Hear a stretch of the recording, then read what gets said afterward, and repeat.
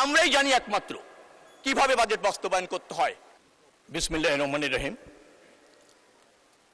মাননীয় স্পিকার, আপনাকে ধন্যবাদ। স্মরণ করছি শহীদ রাষ্ট্রপতি জিয়াউর রহমানকে, স্মরণ করছি প্রাণের নেত্রী দেশনেত্রী বেগম খালেদা জিয়াকে, কৃতজ্ঞতা প্রকাশ করছি বর্তমান প্রধানমন্ত্রী সংসদ নেতা জনাব তারেক রহমানের প্রতি। মাননীয় স্পিকার, রাষ্ট্র ব্যবস্থাপনার অত্যন্ত গুরুত্বপূর্ণ ব্যবস্থাপনা হচ্ছে অর্থ ব্যবস্থাপনা। এই সরকার প্রথম বাজেট উপস্থাপন করেছেন।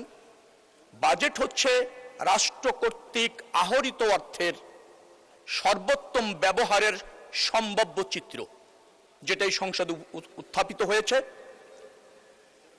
আমরা এই বাজেটকে স্বাগত জানাই এবং এই বাজেট বাস্তবায়ন করবার জন্য জনগণ কর্তৃক এই সরকার ম্যান্ডেট প্রাপ্ত।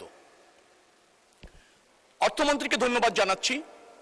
চমৎকারভাবে তিনি অর্থ ব্যয়ের অনুপাতের বিন্যাস ঘটিয়েছেন। সামাজিক অবকাঠামো খাতে প্রায় 30% মতো বরাদ্দ রেখেছেন। ভৌত অবকাঠামোর ক্ষেত্রে 18% উপরে বরাদ্দ রেখেছেন। সাধারণ সেবার ক্ষেত্রে 26% মতো বরাদ্দ রেখেছেন। অর্থাৎ অর্থের বরাদ্দের অনুপাতটা তিনি চমৎকারভাবে সাজিয়েছেন। সামাজিক অবকাঠামো দ্বারা আমাদের 18 কোটি যে মানুষ, তাদেরকে আমরা করতে সক্ষম হব। তাদের মানব সম্পদ উন্নয়নের, অর্থাৎ সেই জায়গাটা হলো আমাদের একমাত্র আপনার সম্ভাবনাময় খাত। 18 কোটি মানুষকে দক্ষ যোগ্য হিসাবে তৈরি করা। সেক্ষেত্রে তিনি যে বরাদ্দ রেখেছেন, যথেষ্ট বরাদ্দ রেখেছেন, সময় উপযোগী বরাদ্দ রেখেছেন, 30% মতো বরাদ্দ। এই দক্ষ মানুষ সম্পদ যখন রাষ্ট্রের হয়ে কাজ করবে, তার মেধা যোগ্যতার শতভাগ প্রদর্শনের জন্য তাকে অবকাঠামো সুবিধা দিতে হবে। সেই অবকাঠামো খাতেও 18% উপরে বরাদ্দ রেখেছেন মাননীয় অর্থমন্ত্রী। ধন্যবাদ মাননীয় অর্থমন্ত্রী।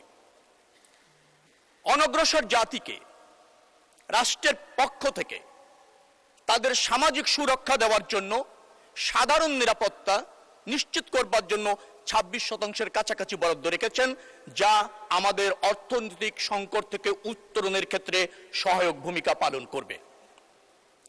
এই অর্থ বরাদ্দের যে অনুপাত, সেটি বাস্তবতা বিবেচনা করে আমাদের সম্ভাব্য খাতকে রাষ্ট্রীয় প্রয়োজনে ব্যবহার করার মানসে মাননীয় অর্থমন্ত্রী যে ডিস্ট্রিবিউশন করেছেন, তার জন্য আমি মাননীয় অর্থমন্ত্রীকে ধন্যবাদ জানাচ্ছি।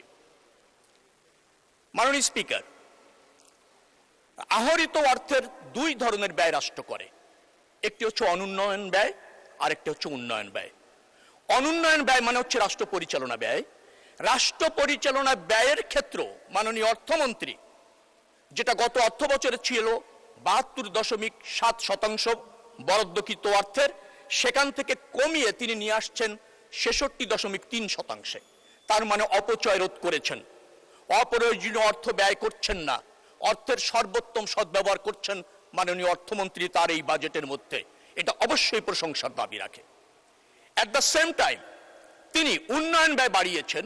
যে উন্নয়ন ব্যয় গত অর্থ বছরে ছিল, অর্থাৎ 2025-26 অর্থ বছরে সেটি ছিল 27.3%, সেটাকে তিনি বাড়িয়ে 33.7% করেছেন। অর্থাৎ উন্নয়ন প্রয়োজন, দীর্ঘদিনে বিধ্বস্ত বাংলাদেশ, অবকাঠামো উন্নয়ন, এডিপির বরাদ্দ 3 লাখ কোটি টাকার উপরে, এডিপি ছাড়াও আরো 16,000 কোটি টাকা উন্নয়ন ব্যয় রেখেছেন। সবকিছু মিলিয়ে বাংলাদেশের মানুষের উন্নয়নকে অগ্রাধিকার দেওয়া হয়েছে এই বাজেটে। এই জন্য মাননীয় অর্থমন্ত্রীকে আবার ধন্যবাদ। অনুন্নয়ন ব্যয়ের মধ্যে যেটা ফ্যাসিস্ট সরকার এই জাতির জন্য কলঙ্ক হিসাবে চাপিয়ে দিয়ে গিয়েছিল, অর্থাৎ প্রচুর ঋণ, সেই ঋণের সুদ দেওয়ার জন্য 13.6% অর্থ দিতে হয়েছে বর্তমান সরকারকে, যেটা অনাকাঙ্ক্ষিত ছিল। সেটি যদি না দেওয়া লাগতো, অনুন্নয়ন ব্যয় আরো সাশ্রয়ী হওয়া যেত। কিন্তু আমাদের অর্থনীতির বাস্তবতায় এই সীমিত অর্থ থেকেও সেটা যোগান মাননীয় অর্থমন্ত্রী দিয়েছেন, এবং সেখানে 11% উপর ভর্তুকিও তিনি বরাদ্দ রেখেছেন, যা প্রশংসার দাবি রাখে। বাজেট নিয়ে আমি খুব সমালোচনা শুনিনি সংসদে, কিছু শঙ্কা শুনেছি। এই বাজেট নিয়ে কেউ নেতিবাচক কিছু বলেননি, কিছু আশঙ্কা প্রকাশ করেছেন। কোথায় করেছেন? সেটি হচ্ছে রাজস্ব আয়ে ঘাটতি হতে পারে। রাজস্ব আয়ের ঘাটতি হবে না, কারণ এ চালানের মাধ্যমে রাজস্ব সংগ্রহ করা হবে, কর অব্যাহতি হ্রাস করা হবে, রাজস্ব ফাঁকির ক্ষেত্রে চিহ্নিতকরণ করা হবে এবং ভাট কাঠামোতে নতুন বিন্যাস করা হবে। অতএব রাজস্ব ঘাটতি আমি দেখছি না। আর আমাদের রাজস্ব আরোহণ কর অনুপাতে যদি বলেন, সেটা যদি হয় 9% কাছাকাছি, নেপাল ভুটানও 13-14% করে, আমাদের ওখানে যেতে হবে। সেই জন্য অর্থমন্ত্রী চ্যালেঞ্জ দিয়েছেন। আমার বিশ্বাস রাজস্ব আয়ে ঘাটতি হবে না। সময় খুবই কম। ব্যাংকের কথা বলা হয়েছে, ব্যাংক ঋণও কমেছে। 25-26 অর্থ বছরে ছিল 1,18,000 কোটি টাকা, এবার করা হয়েছে 1,12,000 কোটি টাকা। আমার মনে হচ্ছে যেভাবে কর্মসংস্থান সৃষ্টি হবে এবং আমাদের আপনার মূল্যস্ফীতি হ্রাস পাবে, তাতে জনগণের সঞ্চয় বাড়বে, অত ব্যাংকের অর্থের ঘাটতি কিন্তু হবে না। মাননীয় স্পিকার, ঘাটতি বাজেট কথা বলা হয়েছে। কর যদি আহরিত হয়, রাজস্ব ঠিকমতো যদি আহরিত হয়, ব্যাংক থেকে যদি লোনটা যেটা নির্ধারণ করা হয়েছে পাওয়া যাবে, ঘাটতি বাজেট হওয়ার কোনো সুযোগ থাকছে না। মাননীয় স্পিকার, ঘাটতি বাজেটে কথা বলা হয়, মার্কিন যুক্তরাষ্ট্র আপনি যান, সর্বশেষ বাজেটে 5.5 জিডিপির ঘাটতি বাজেট। পৃথিবীর সবচেয়ে বড় অর্থনীতির দেশ।